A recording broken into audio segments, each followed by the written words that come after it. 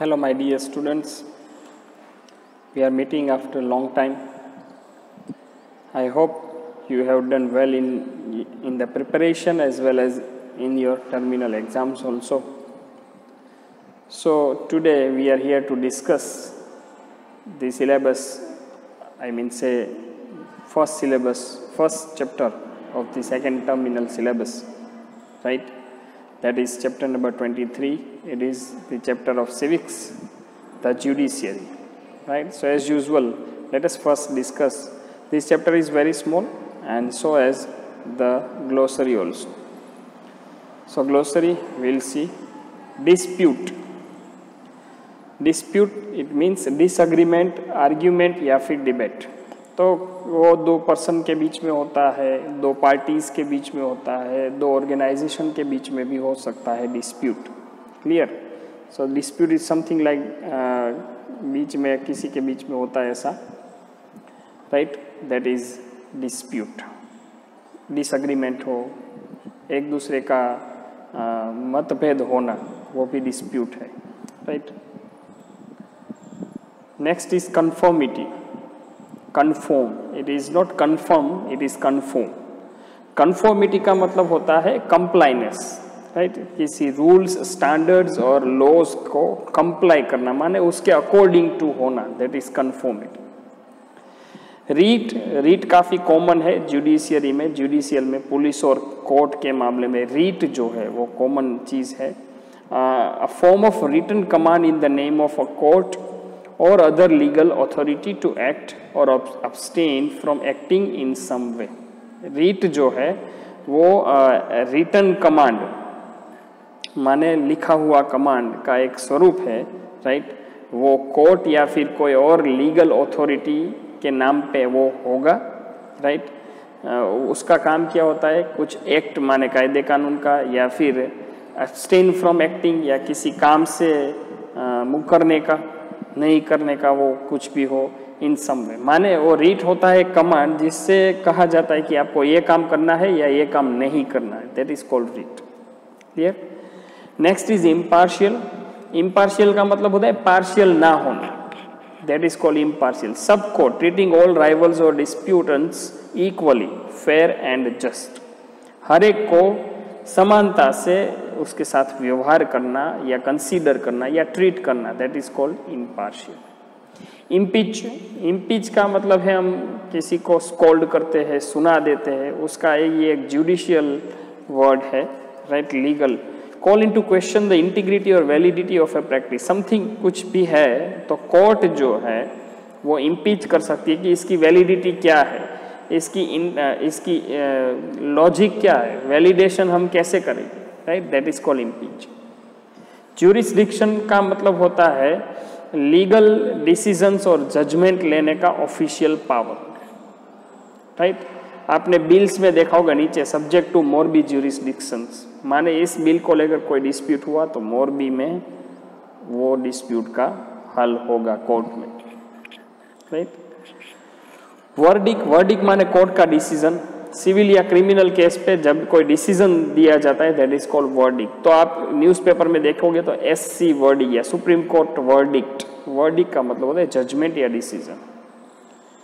Probate, किसी will का authentication, legally कायदे कानून के मुताबिक विल जो होता है उसको ऑथेंटिकेट किया जाता है, that is called probate. Contempt of court. Contempt का मतलब होता है तिरस्कार. यहाँ पे डिसरिस्पेक्ट, कोर्ट या लॉ का, रूल्स का डिसरिस्पेक्ट करना, that is contempt of court. Election petition. Election petition क्या होता है कि कोर्ट को रिक्वेस्ट करना, राइट? कि इलेक्शन रिजल्ट जो है उसका फेयरनेस के बारे में रिकंसीडर करना. माने इलेक्शन का रिजल्ट आए उसमें कुछ प्रॉब्लम है तो उस प्रॉब्लम को ध्यान में लेते हुए इलेक्शन के रिजल्ट को रिकंसीडर करना, फिर से उसमें जांच पड़ताल करना, दैट इज इलेक्शन पिटीशन. मुंसिफ. मुंसिफ एक पोस्ट है, एक पद है. जूनियर जज होते हैं जो लोअर कोर्ट में, सबसे कोर्ट होती है लोअर कोर्ट, डिस्ट्रिक्ट कोर्ट जो होती है, राइट? वैसे कोर्ट जो होती है उसमें जूनियर जज के तौर पे जो होते हैं उसको मुंसिफ कहते हैं। एंड प्लेंटिफ, प्लेंटिफ का मतलब होता है someone who brings a case against someone else in court of law, जो केस लाता है किसी के अगेंस्ट में, ठीक है। वादी और प्रतिवादी करके वर्ड होता है जो आपको समझ में नहीं आएगा। तो प्लेंटिफ जो ऐसे पर्सन को कहते हैं कि जो किसी के अगेंस्ट में केस लाए हो कोर्ट में, that is called plaintiff, right? So this was about glossary. Let us start chapter without wasting time. So as we discussed, our chapter name is the judiciary. Judiciary माने कायदे कानून, सब कुछ जो होता है उसके मुताबिक। तो इस चैप्टर में देखा जाए तो फंक्शंस ऑफ जुडिशियरी, और फिर हम इंडिपेंडेंट एंड इम्पार्शियल जुडिशरी की क्या ज़रूरत है वो भी डिस्कस करेंगे, और इंडिया में कोर्ट्स के क्या स्ट्रक्चर है वो, ये मेन बड़ा काफ़ी छोटा चैप्टर है। न्यूज़पेपर में देखें तो 2018 से लेकर पहली बार ऐसा हुआ है इंडिपेंडेंट इंडिया में कि the supreme court has 3 sitting women जजेस, justice R Bhanumathi, justice Indu Malhotra and justice Indira Banerjee. तो ये वुमेन एम्पावरमेंट का एक काफ़ी अच्छा एग्जाम्पल है कि 2018 से इंडिया में, इंडिपेंडेंट इंडिया में देखा जाए तो पहली बार ऐसा हुआ है कि अभी हमारे पास 3 सिटिंग जजेस है, सिटिंग विमेन जजेस, राइट। सिटिंग माने वर्किंग, क्लियर। जुडिशियरी में देखा जाए तो 3 तरह के कैटेगरी की गई है, supreme court, high court and subordinate court, ठीक है। सुप्रीम कोर्ट में अगर हम चर्चा करें तो वो देश की सबसे बड़ी कोर्ट है, उससे ऊपर कुछ नहीं है, राइट। उस कोर्ट को कौन हेड करता है तो chief justice of India, that is CJI, clear. Supreme court में और भी 33 जज होते हैं, हो सकते हैं ज़्यादा से ज़्यादा, राइट, क्लियर। और जज का अपॉइंटमेंट करते हैं प्रेसिडेंट ऑफ इंडिया, ठीक है, सुप्रीम कोर्ट के जज का अपॉइंटमेंट। और सुप्रीम कोर्ट में पावर क्या होता है तो ओरिजिनल ज्यूरिसडिक्शन, अपलेट ज्यूरिसडिक्शन एंड एडवाइजरी ज्यूरिसडिक्शन, ये सुप्रीम कोर्ट के पावर से, वो हम इस चैप्टर में डिस्कस करेंगे। हाई कोर्ट में देखा जाए तो हाई कोर्ट जो होती है वो स्टेट की सबसे बड़ी कोर्ट होती है, राइट।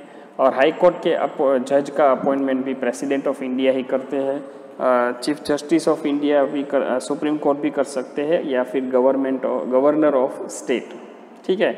सुप्रीम कोर्ट के जज का अपॉइंटमेंट सिर्फ और सिर्फ प्रेसिडेंट कर सकते हैं, लेकिन हाई कोर्ट के जज का अपॉइंटमेंट या तो प्रेसिडेंट या तो chief justice of India, that is chief justice of supreme court, या फिर गवर्नर ऑफ स्टेट, राज्यपाल जो होते हैं वो।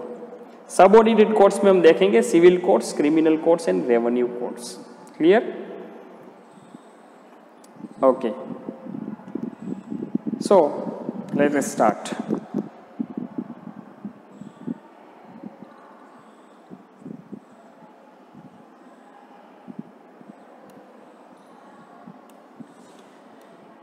Indian democracy rest on 3 pillars. हमारी डेमोक्रेसी जो है वो 3 पिलर पे खड़ी है, ठीक है, legislature, executive and judiciary, right. So ये जो 3 पिलर है वो गवर्नमेंट के ऑर्गन्स है, राइट, वो गवर्नमेंट के 3 हिस्से है, clear, okay. So the judiciary is that organ of government which administers justice and awards punishment to those who break laws, ठीक है। जुडिशियरी जो है वो गवर्नमेंट का वो हिस्सा है, ऑर्गन माने एक अंग, वो अंग है जो न्याय देती है और उनको पनिशमेंट देती है जो लॉज को ब्रेक करे, कायदे कानून का भंग करे, उनको क्या होना चाहिए, पनिशमेंट होना चाहिए। तो वो कौन करता है तो जुडिशियरी नाम का ऑर्गन है गवर्नमेंट का, वो करता है, क्लियर। भारत में देखा जाए तो the judiciary functions independently of the other 2 organs of the government. Judiciary जो होते हैं गवर्नमेंट का 3, जुडिशियरी, एग्जीक्यूटिव एंड लेजिस्लेचर, उसमें जुडिशियरी जो है वो बाकी 2 से इंडिपेंडेंटली वर्क करती है। जुडिशियरी के ऊपर कोई नहीं, राइट, वो किसी के अंडर में नहीं। अब हम देखते हैं फंक्शंस ऑफ जुडिशियरी। जुडिशियरी के क्या क्या काम है। Judiciary plays a crucial role in the functioning of a democracy. Democracy के फंक्शनिंग के लिए जुडिशियरी जो है वो एक अहम रोल निभाती है। It performs the following functions. क्या क्या फंक्शंस परफॉर्म करती है? It settles disputes and punishes the guilty through the application of relevant laws. Disputes जो हमने ग्लोसरी में पढ़ा, ये डिस्प्यूट्स होते हैं, किसी के बीच में डिसएग्रीमेंट होता है, आर्ग्यूमेंट होता है, तो उसको सेटल करती है जुडिशियरी, और उसमें जो गिल्टी साबित हो उसको पनिश करती है। उसके रिलेटेड रेलेवेंट लॉज, किस लॉ का उल्लंघन किया है, भंग किया है, उस लॉ के तहत जुडिशियरी उस भंग करने वाले को सजा देती है।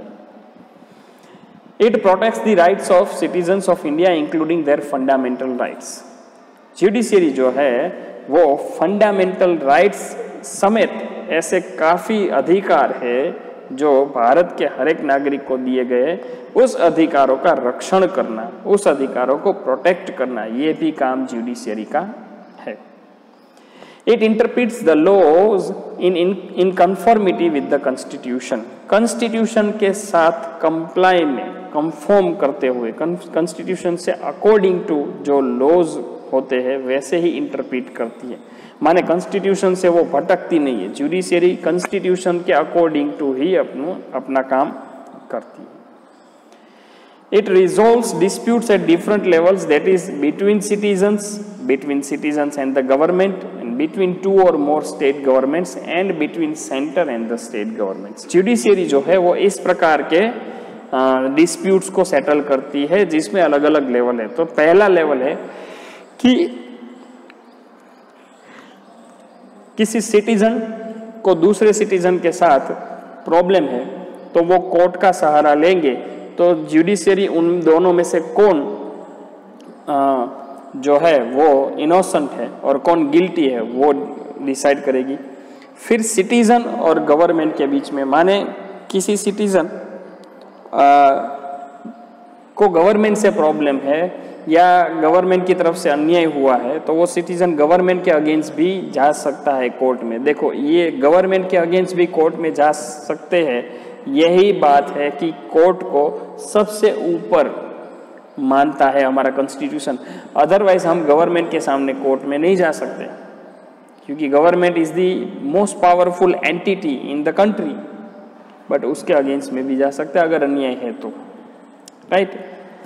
उसके बाद दो या दो से ज्यादा स्टेट गवर्नमेंट के बीच में कॉन्फ्लिक्ट हुआ, ठीक है, तो भी जुडिशियरी हैंडल करती है। और स्टेट और सेंट्रल गवर्नमेंट में, वो जब गवर्नमेंट अलग होती है, बीजेपी कांग्रेस हो जाता है तो हो सकता है, तो वैसे इश्यूज में भी जुडिशियरी अपना काम करती है। It issues writs or formal written orders to the concerned organ of the government or any other government institution that has violated the rights of the people, thus ensuring that people enjoy their fundamental rights. वो रीट्स issue करती है। रीट्स माने हमने देख लिया written command, ठीक है, या फिर हम कह सकते हैं फॉर्मल रिटन ऑर्डर, क्लियर। वो गवर्नमेंट के पर्टिकुलर रेलेवेंट या कंसर्न ऑर्गन माने डिपार्टमेंट को इश्यू करती है रीट, राइट, या फिर किसी दूसरे गवर्नमेंट इंस्टीट्यूशन को इश्यू करती है, या फिर किसी को भी जिसने लोगों के अधिकारों का हनन किया है, जिसकी वजह से लोगों के राइट्स को वायोलेशन हुआ है, उसके कारण जुडिशियरी रीट माने ऑर्डर देगी और उसके अकॉर्डिंग टू काम करना पड़ेगा।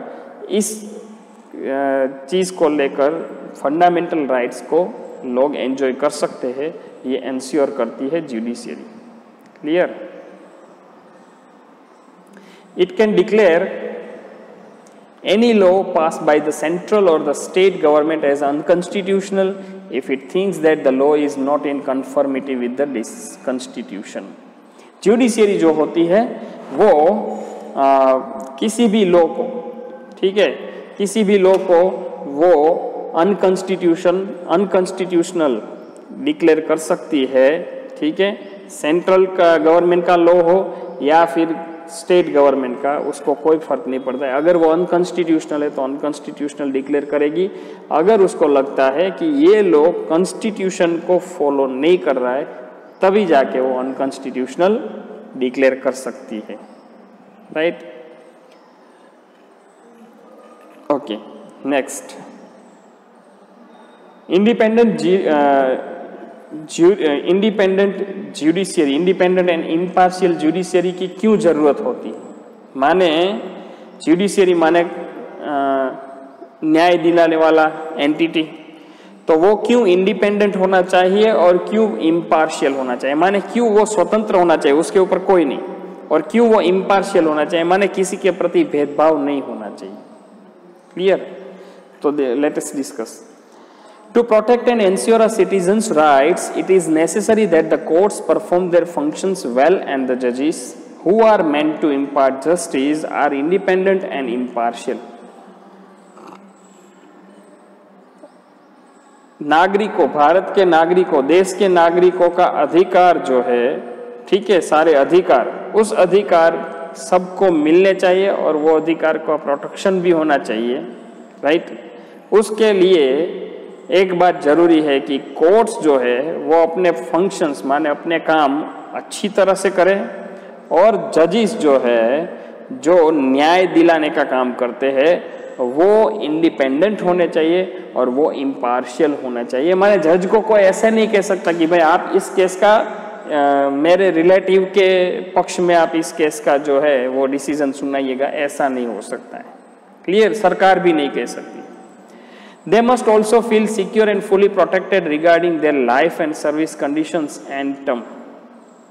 उन लोगों को ये भी लगना चाहिए, राइट, कि उनकी life and service conditions and term माने उनकी जिंदगी को और उनके काम करने के तरीके को सबको प्रोटेक्शन मिल रहा है, सिक्योर है, कोई डरने की बात नहीं है। वो किसको फील होना चाहिए? जजिस को, कोर्ट्स को, जस्टिस को, क्योंकि वो न्याय दिलाने का काम कर रहे हैं, इसीलिए उसके ऊपर कोई नहीं होगा। जो न्याय दिलाने वाला होता है वो सबसे बड़ा होता है, राइट।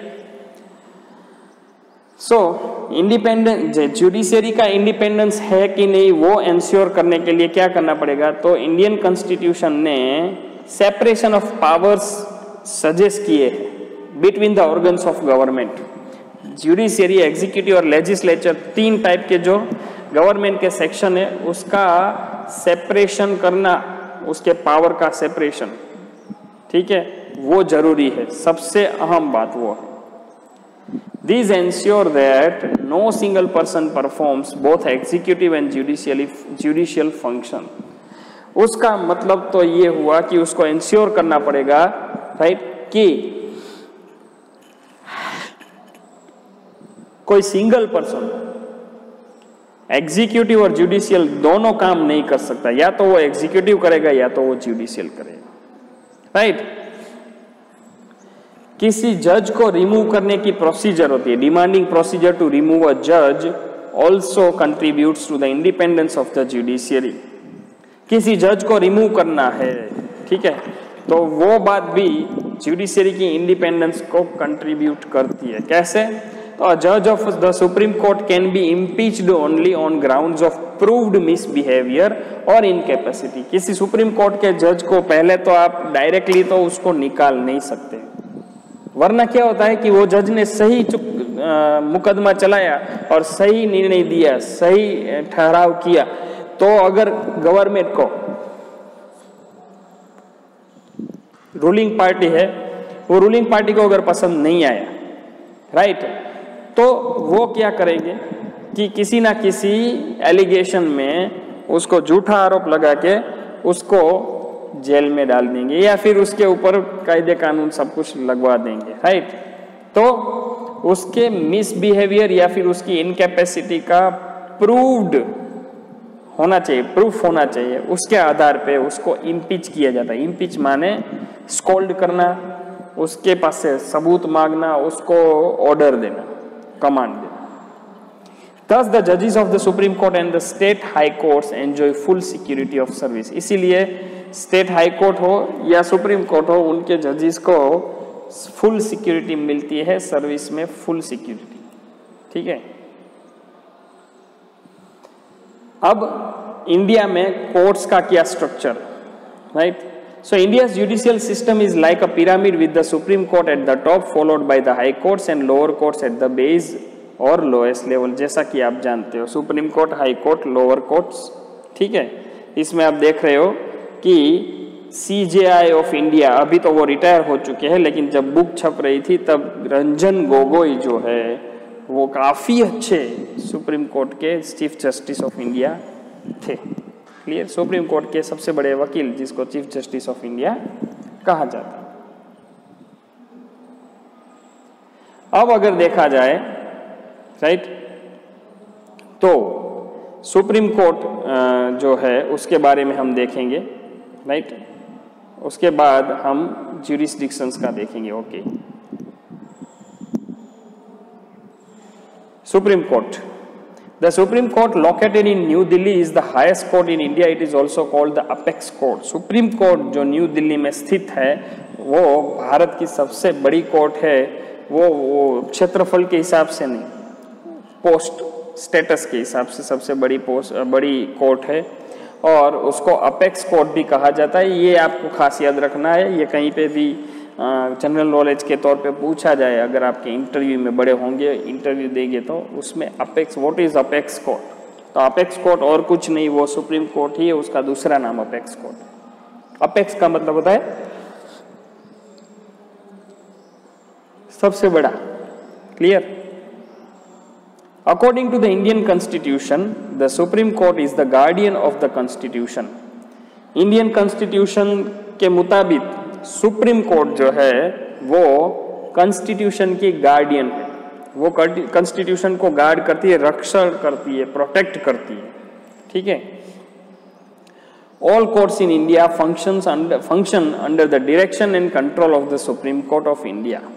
भारत में सुप्रीम कोर्ट की निगरानी में और सुप्रीम कोर्ट के डायरेक्शन में सभी कोर्ट्स वर्क करती है। If a citizen is not satisfied with the judgment of a lower court, he or she can appeal to the higher court. अगर कोई सिटीजन लोअर कोर्ट के जजमेंट से खुश नहीं है तो वो हायर कोर्ट में मूव हो सकता है।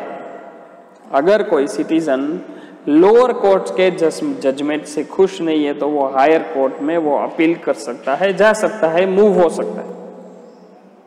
Supreme court is headed by the chief justice of India. Supreme court में हेड होते हैं CJI, chief justice of India, जो पहले गोगोई थे, Ranjan Gogoi.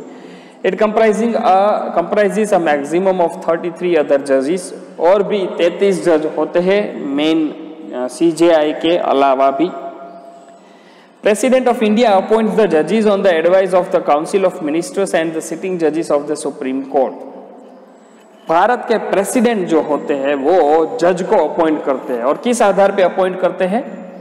Council of ministers and sitting जजेस ऑफ सुप्रीम कोर्ट की एडवाइस पे कि भाई आप इनको सुप्रीम कोर्ट के अभी CJI बनाइए। सुप्रीम कोर्ट के जजेस जो होते हैं वो 65 इयर्स की उम्र में रिटायर होते हैं। क्लियर।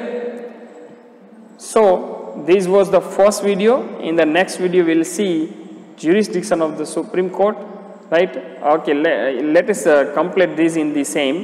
Supreme Court का jurisdiction का पार्ट यहाँ पे खत्म करते हैं, फिर हाई कोर्ट नेक्स्ट वीडियो में देखें।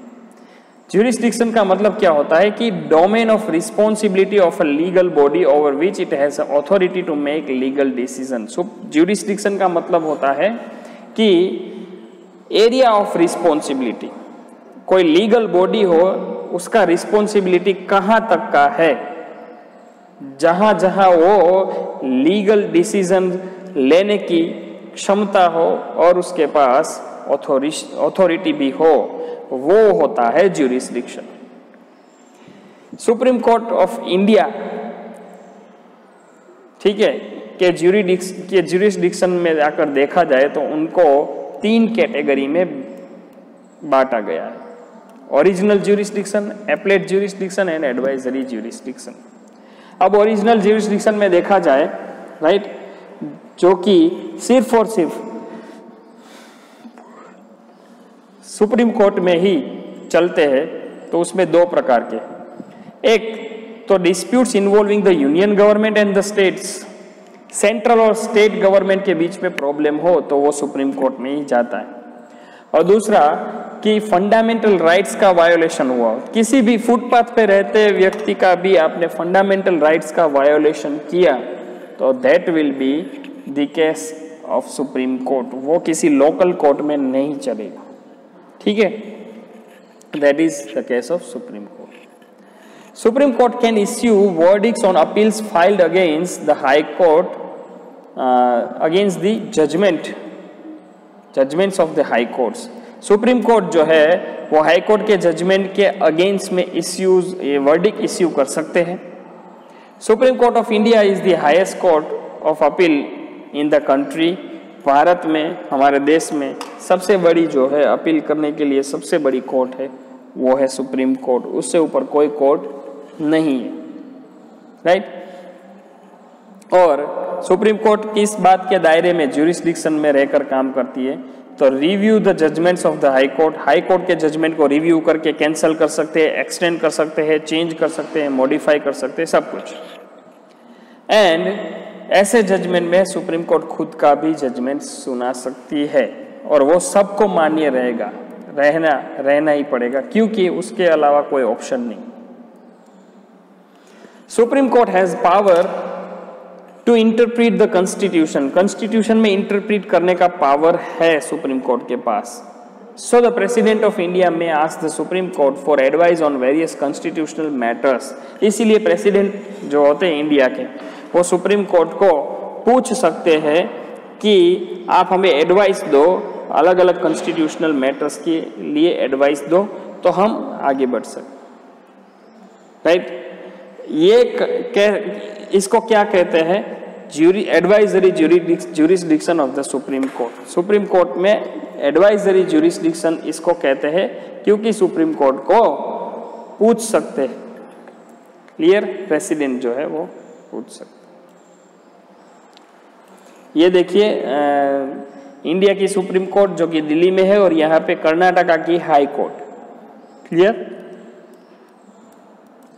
आप सबको पता है कि सुप्रीम कोर्ट कंट्री में एक होती है और हाई कोर्ट जो होती है वो हर एक राज्य में एक होती है। So next is high court, will see in the next video, see you in the next video.